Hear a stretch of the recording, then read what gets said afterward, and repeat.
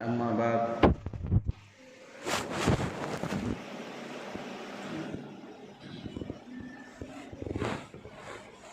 محترم بزرگ و دوستوں، اللہ رب العزت نے ہم سب پر کرم فرمایا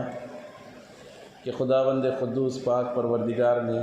ہمیں جناب محمد رسول اللہ صلی اللہ علیہ وسلم کی امت کے اندر پیدا فرمایا، اور اللہ تبارک تعالیٰ نے ہمیں ایسی جماعت کے ساتھ وابستہ فرمایا جو اعتدال کے ساتھ صحیح العقیدہ ہے۔ ہم اپنی دینی بصیرت کے ساتھ، اطمینان قلب کے ساتھ اس بات کی گواہی دیتے ہیں، اور ہمارا دل اس بات کے اوپر مطمئن ہے کہ اس وقت روئے زمین کے اوپر اللہ رب العزت نے دین کی جو شرح اور اسلامی صحیح عقائد کا القاء ہمارے جماعت علماء دیوبند کے ساتھ متصف فرمایا ہے، وہ کسی اور جگہ میں اتنے اعتدال کے ساتھ نہیں ہے۔ کہیں افراط ہے تو کہیں تفریط ہے، کہیں کم ہے تو کہیں زیادہ ہے، اور الگ الگ لوگوں نے اپنے ذہن کے اعتبار سے، اپنی عقل کے اعتبار سے تشریحات فرمائی، لیکن جو قرآن اور حدیث کے عین مطابق اللہ تبارک و تعالیٰ نے دین کی شرح اور اس دور کے اندر دینی امور عقائد کی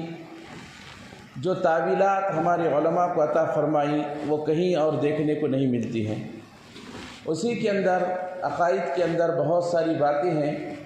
حضرت عبداللہ ابن عباس رضی اللہ تعالی عنہ نے فرمایا کہ 10 باتیں ہیں جو ہم کو،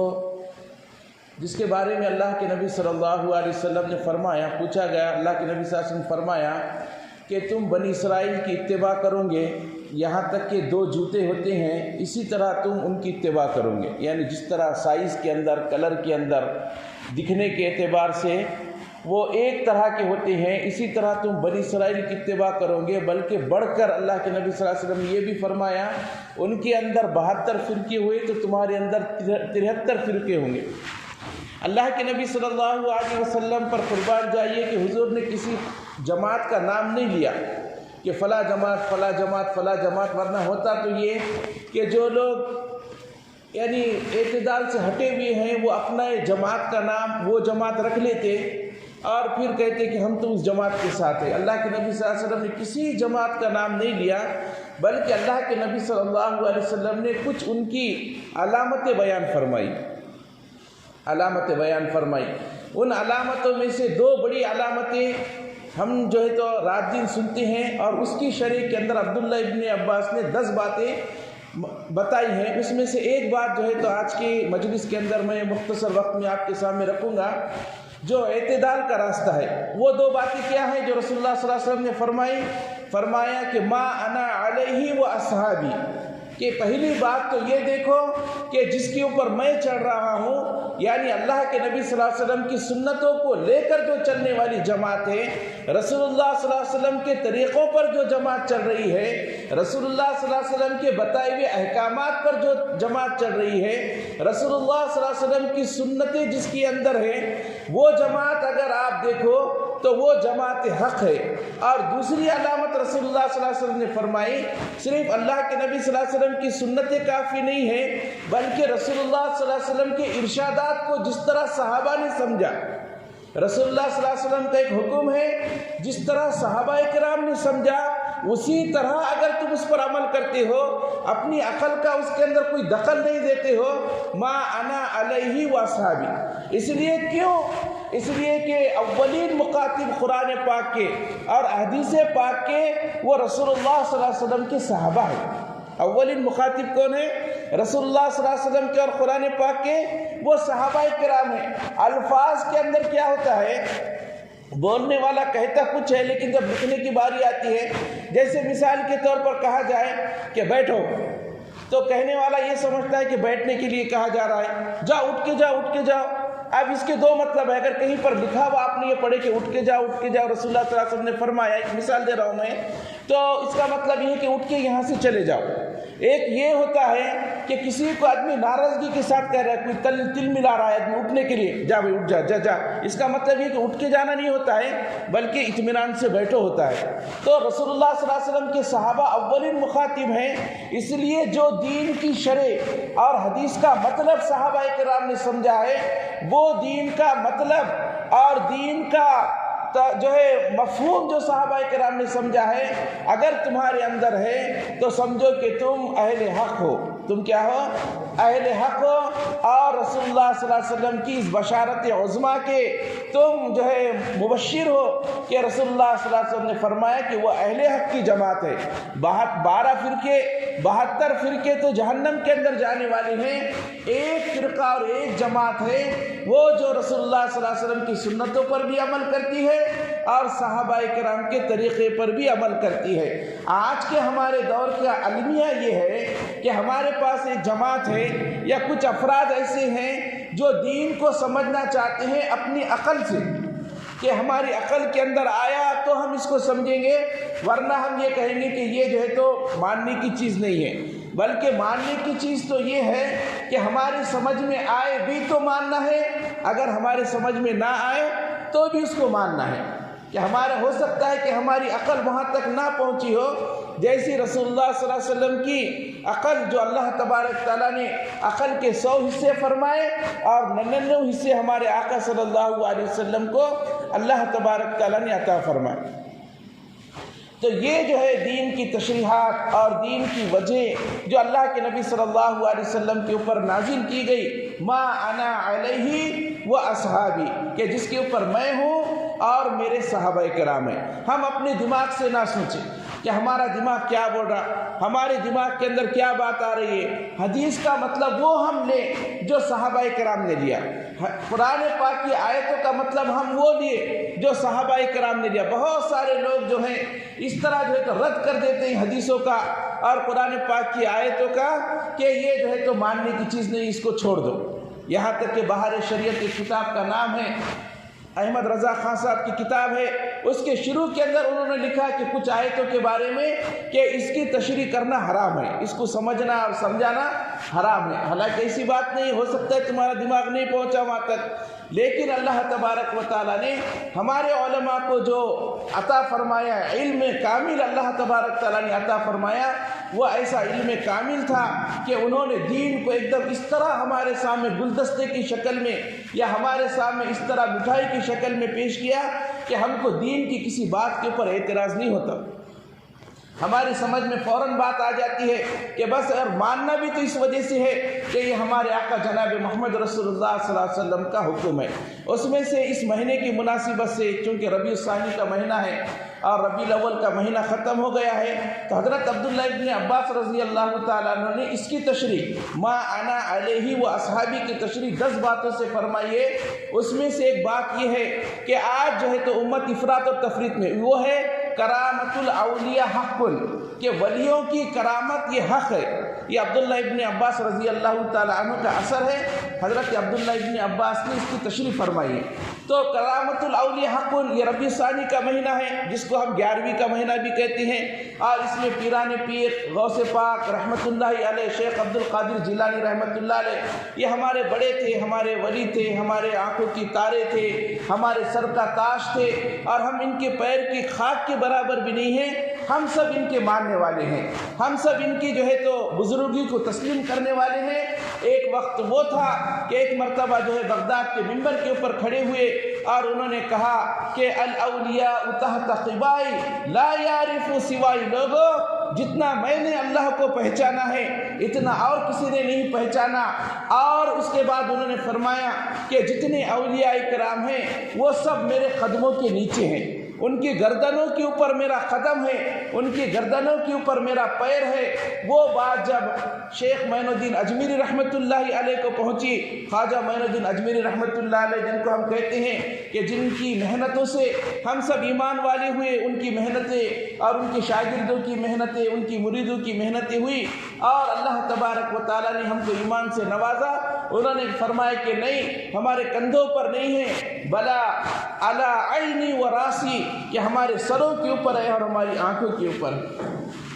اب ایک جماعت ہمارے پاس یہ ہوئی ہے، افراط اور تفریط یہ ہے کہ ایک جماعت تو اتنا غلو کیا ولیوں کے بارے میں کہ انہوں نے جو ہے تو ان کے مرتبے کو اتنا بڑھایا کہ نبی سے بڑھ کر ان کے مرتبے کو بڑھا دیا۔ ایک جماعت ایسی ہوئی کہ جنہوں نے ولیوں کے مرتبے کو ایسا گھٹایا کہ نعوذ باللہ من ذالک بہت ساری چیزوں کا انہوں نے انکار کیا اور کہا کہ یہ کرامت ورامت کچھ نہیں رہتی، یہ سب جو ہے تو بیکار کی باتیں ہیں، بلکہ انہوں نے کہا کہ یہ تو جو ہے شرک ہے۔ اور ہمارا کہنا یہ ہے، نہ ہم افراط کرتے ہیں، نہ ولیوں کے مقام کو نبیوں سے آگے بڑھاتے ہیں، اور نہ جو ہے تو ان کے مقام کو ہم گھٹا کر نعوذ باللہ من ذالک ان کو مشرک کہتے ہیں، بلکہ ہم کہتے ہیں کہ یہ جو ہے تو ولی اللہ تھے، اللہ کے ولی تھے، جو دین کے ساتھ انہوں نے اپنی زندگی گزاری اور اپنی پوری زندگی اس بات کے اوپر لگا دی کہ اللہ کا دین پورے عالم کے اندر زندہ ہو جائے، پورے دنیا کے اندر اللہ کے دین زندہ ہو جائے، پوری دنیا رسول اللہ صلی اللہ علیہ وسلم کا کلمہ پڑھنے والی بنے۔ حضرت شیخ عبد القادر جیلانی رحمۃ اللہ علیہ کا مشہور واقعہ ہے، ایک اللہ والے کی خدمت میں تھے اور بہت سارے مریدین ان کے خانقاہ کے اندر تھے اور سب جو ہے تو ذکر و اذکار کے اندر بیٹھے ہوئے تھے۔ ان کے شیخ نے بلایا اور کہا کہ عبد القادر، میرے اوپر اللہ تبارک تعالیٰ نے اس بات کو القاء کیا ہے، ایک بات میرے دل کے اندر ڈالی ہے، اور بات یہ ہے کہ کل فجر کی نماز جو میرے پیچھے پڑھے گا، اللہ تبارک تعالیٰ اس کو جہنم سے بری کر دے گا، اللہ تبارک تعالیٰ اس کو جہنم سے بری کر دے گا۔ ایسے 4-5 لوگوں کے سامنے فرمایا، اور اس کے بعد یہ بھی فرمایا کہ لوگوں دیکھو، ایک بات کو دھیان میں رکھو، یہ بات اگر تم کسی کو بتاؤ گے تو تم پھر جنت کے مستحق نہیں رہو گے، تم جہنم میں جاؤ گے۔ اور یہ بات بتا کر جو ہے تو اوراد و وظائف میں مشغول ہو گئے اور اس کے بعد سو گئے۔ صبح کی نماز میں لوگوں نے دیکھا کہ جتنے لوگ تھے پورے محلے کے اندر، پورے آبادی کے اندر، سب کی سب فجر کی نماز کے اندر ہے، مسجد کے اندر، سب کی سب مسجد کے اندر ہے، اور سب جو ہے تو نماز کے اندر جو ہے فجر کی نماز انہوں نے ادا کی۔ تو جو ان کے شیخ تھے ناراض ہو گئے اور کہا کہ ان کو کس نے خبر دی؟ پوچھا کہ تم نے دی؟ ان کا کہ نہیں حضرت آپ نے بولے تو کیسا ہم بول سکتے، ہم نے نہیں دی، گچو بیٹھے۔ اس کے بعد کہا کہ کس نے کہا؟ تو حضرت کھڑے ہو گئے، شیخ عبد القادر جیلانی رحمۃ اللہ علیہ، غوث پاک رحمۃ اللہ علیہ کھڑے ہوئے اور کہا کہ حضرت یہ بات میں نے کہی ہے، اور میں نے یہ سوچا کہ اگر میں جہنمی ہو گیا تو کیا ہوا، پورا میرا گاؤں اور پورا میرا محلہ اور یہ آبادی ایمان والی بھی ہے، یہ جنتی ہو جائیں گے آپ کے پیچھے فجر پڑھنے کے بعد۔ تو انہوں نے بہت خوش ہو گئے، کہا کہ میں اسی بات کو چاہ رہا تھا کہ کس کے دل کے اندر امت کا درد ہے، کس کے دل کے اندر امت کا فکر اور کڑن ہے، اور میں یہ سمجھ گیا کہ میری پوری جماعت کے اندر اور میرے مریدوں میں سب سے زیادہ اگر کسی کے اندر دین کی فکر ہے اور امت کی فکر ہے تو آپ ہیں۔ اور اس کے بعد ان کو خلافت سے انہوں نے نوازا۔ بتانے کا مقصد یہ ہے کہ یہ ہمارے اولیاء کرام جو دنیا کے اندر تشریف لائے اور جنہوں نے محنتیں کی اور ان کی کرامتیں دنیا کے اندر صادر ہوئی، اور کرامت شیخ عبد القادر جیلانی رحمۃ اللہ علیہ کا کیا مقام تھا۔ ایک مرتبہ بیٹھے ہوئے تھے، ایک شخص آیا اور کہا کہ حضرت جو آپ کا جہاز تجارت کا آ رہا تھا وہ جو ہے تو غرق ہو گیا سمندر کے اندر۔ انہوں نے کہا کہ الحمدللہ الحمدللہ الحمدللہ۔ پھر اس کے بعد کئی دن گزرنے کے بعد پھر جو ہے اس شخص نے کہا کہ حضرت وہ اطلاع غلط تھی، کسی اور کا جہاز جو ہے تو ڈوبا ہے، آپ کا جہاز نہیں ڈوبا،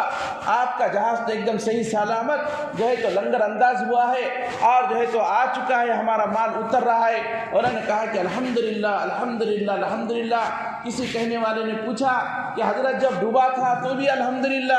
اور جو ہے اب جو بچا ہے تب بھی الحمدللہ، کیوں؟ فرمایا کہ اس وقت میں نے اپنے دل کے اوپر توجہ ڈالی جب جہاز ڈوب گیا تھا اور پتہ یہ چلا کہ میرا سامان غرق ہو چکا ہے، مجھے نقصان ہوا ہے، میں نے دل پر توجہ ڈالی تو دل کے اندر یہ بات کو میں نے پایا کہ دنیا کا کوئی غم نہیں ہے، دنیا کا کوئی غم نہیں ہے کہ اتنی جو ہے تو دنیا ختم ہو گئی اور جو ہے تو اتنا مال جو ہے تو میرا ختم ہو چکا ہے تو بھی مجھے کسی قسم کا افسوس نہیں ہوا۔ تو میں نے اللہ کا شکر ادا کیا کہ اللہ تیرا شکر ہے کہ یہ دنیا میرے دل کے اندر نہیں ہے۔ اس کے بعد کئی دن گزرنے کے بعد جب جو ہے تو جہاز کی صحیح سلامت اطلاع پہنچی کہ صحیح سلامت ہے اور مال ہمارا اتر رہا ہے، تب میں نے الحمدللہ کہا۔ تو اس وجہ سے کہا کہ میں نے دل پہ توجہ ڈالی، تو اس وقت پتہ چلا کہ دل کے اندر کسی قسم کی کوئی خوشی نہیں ہے۔ تو میں نے اللہ کا شکر ادا کیا کہ اللہ تیرا شکر ہے کہ دنیا کی محبت میرے دل کے اندر نہیں ہے، کسی قسم کا مجھے جو ہے تو خوشی نہیں ہو رہی ہے۔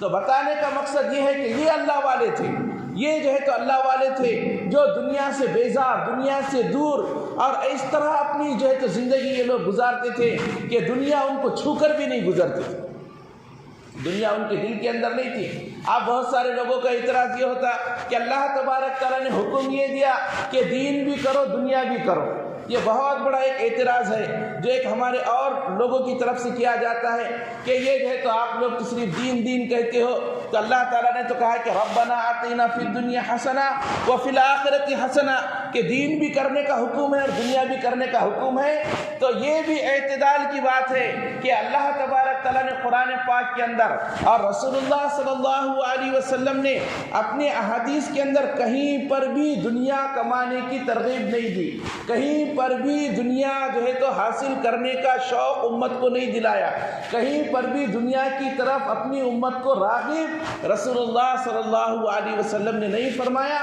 مشہور واقعہ، ایک صحابی حضور کی خدمت میں آئے اور کہا کہ یا رسول اللہ آج کی تجارت میں بڑا فائدہ ہوا۔ پوچھا کتنا فائدہ ہوا؟ کہا کتنی چاندی بچی؟ تو رسول اللہ صلی اللہ علیہ وسلم فرمایا کہ اس سے بہتر عمل یہ تھا کہ تم فلاں عمل کرتے تو اس سے بہتر تھا۔ تو کہیں پر بھی دنیا کا نہیں ہے۔ اب پھر کیا کرنا؟ پھر جوگی بن کے بیٹھنا کہ سنیاس لینا ہے، کسی پہاڑ پہ جا کے بیٹھنا؟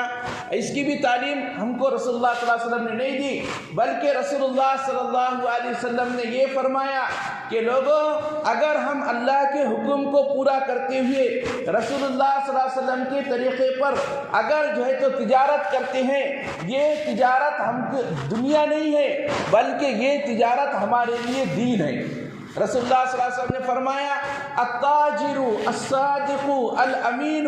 کہ امانت دار سچا تاجر کل اللہ تبارک تعالیٰ اس کا حشر شہیدوں سے افضل کرے گا۔ امانت دار، دیانت دار تاجر کا مقام رسول اللہ صلی اللہ علیہ وسلم فرمایا کہ نبیوں کے بعد صدیقین اور صدیقین کے بعد امانت دار دیانت دار تاجر کا مقام ہوگا، شہیدوں سے افضل۔ رسول اللہ صلی اللہ علیہ وسلم نے فرمایا ایک مزدور ہے اور وہ کھڈا کھودتا ہے، اور جب وہ کھڈا کھودتے وقت میں اس کے جسم سے پسینہ نکلتا ہے، اور جب پسینہ نکلتا ہے تو رسول اللہ صلی اللہ علیہ وسلم نے فرمایا کہ اس کے پسینہ اللہ تبارک تعالیٰ کو اتنا مبارک ہے کہ کل اس کا ثواب اللہ تبارک تعالیٰ پسینے کو جمع کرے گا حلال روزی کی تلاش میں۔ اس نے جو محنت کی ہے اور پسینہ نکلا ہے تو کل اس کا جو ہے تو حساب جو ہوگا، ایک طرف شہید کا خون ہوگا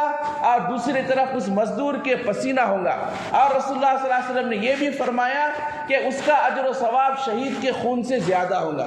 رسول اللہ صلی اللہ علیہ وسلم کے پاس ایک شخص آئے اور رسول اللہ صلی اللہ علیہ وسلم سے مصافحہ فرمایا۔ مصافحہ فرمانے کے بعد رسول اللہ صلی اللہ علیہ وسلم نے فرمایا کہ تمہارے ہاتھ بڑے سخت ہیں، گٹھے تھے ہاتھوں کو۔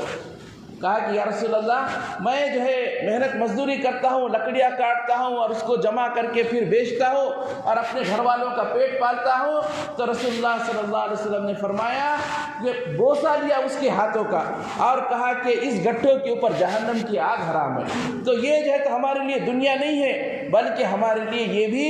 دین ہے، لیکن یہ چیز جو ہے ہمارے دل کے اندر نہیں آنا، ہمارے دل کے اندر نہیں آنا۔ مثال جو ہے اس طرح دی جاتی ہے کہ سمندر کے اندر یا ندی کے اندر کشتی چلیں گی، چلنے والی کشتی کہیں میں ہے وہ ہے ندی کے اندر، اور ندی کے اندر چلیں گی لیکن پانی جو ہے تو اس کے اندر اگر اس کے اندر پانی آ گیا کشتی کے اندر تو کشتی غرق ہو جائیں گی۔ اسی طرح دنیا کی محبت اگر ہمارے دل کے اندر آئی تو ہماری جو ہے تو یہ دین کی کشتی غرق ہو جائیں گی۔ رسول اللہ صلی اللہ علیہ وسلم کی آخری حدیث رسول اللہ صلی اللہ علیہ وسلم نے یہ فرمایا کہ لوگوں ایک وقت ایسا آنے والا ہے کہ پوری قومیں تمہارے اوپر دوڑیں گی، پوری قومیں تمہارے اوپر جو ہے تو تم کو کچلنے کے لیے، دبانے کے لیے، ختم کرنے کے لیے آپس میں مسابقہ کریں گے۔ وہ کہ جس طرح ایک مثال دی رسول اللہ صلی اللہ علیہ وسلم نے کہ دسترخوان بچھایا جاتا ہے تو تواضع کرتے اکرام، لو لو یہ لو تھوڑا سا یہ لو، تم فلاں چیز یہ فلاں چیز وہ لو وہ لو، ایک دوسرے کو کہتے ہیں۔ تو اس طرح قومیں کہیں گے کہ تم ان کو نپٹا دو، تم ان کو نپٹا دو، تم ان کو نپٹا دو۔ تو صحابہ کرام किराम ने पूछा, या रसूल अल्लाह हम उस वक्त कम रहेंगे क्या? रसूलुल्लाह सल्लल्लाहु अलैहि वसल्लम फरमाए कि नहीं, तुम्हारी तादाद तो बहुत ज़्यादा रहेंगी, समंदर की छाकों से भी ज़्यादा। फिर पूछा सहाबाए किराम ने, या रसूल अल्लाह फिर ये हाल हमारा क्यों होगा? तो रसूलुल्लाह सल्लल्लाहु अलैहि वसल्लम ने बड़ी पते की बात फरमाई है। रसूलुल्लाह सल्लल्लाहु अलैहि वसल्लम ने फरमाया, हुब्बुद दुनिया व कराहियतुल मौत, हुब्बुद दुनिया व कराहियतुल मौत, कि तुम्हारे दिलों के अंदर दुनिया की मोहब्बत होगी और तुम्हारे दिलों से जो है तुम्हारे दिलों के अंदर दुनिया की मोहब्बत होगी और मौत से नफ़रत होगी। हालांकि सहाबाए किराम की ज़िंदगियों को हम देखें कि कैसी उनको मोहब्बत थी मौत से, कि खुशी खुशी जो है तो कट जाते थे, मर जाते थे, अल्लाह के रास्ते में शहीद हो जाते थे, अपने बच्चों को अल्लाह के रास्ते में पेश करते थे और ख़ुद भी जो है तो अल्लाह के रास्ते के अंदर हमेशा तैयार रहते थे कि जब अल्लाह के दीन का तकाज़ा आया तो हम लब्बैक कहेंगे और अल्लाह के रास्ते के अंदर जो है तो जाकर हम शहीद होंगे। अल्लाह तबारक तआला से दुआ है कि अल्लाह तबारक तआला मुझे भी और हम सबको अमल करने की तौफीक अता फरमाए। जो हज़रात ने सुन्नत अदा नहीं की, सुन्नत अदा। आज हमारा जुमा के दिन मरकज़ के अंदर इज्तिमा रहता है, उसके अंदर भी पहुँचने की कोशिश।